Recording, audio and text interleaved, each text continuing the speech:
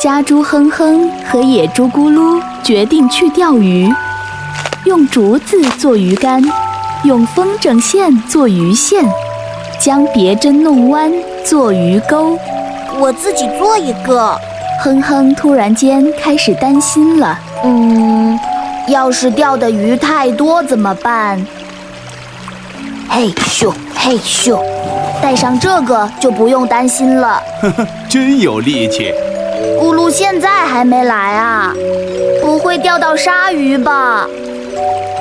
哦，对了，鲨鱼生活在大海里，嘿嘿。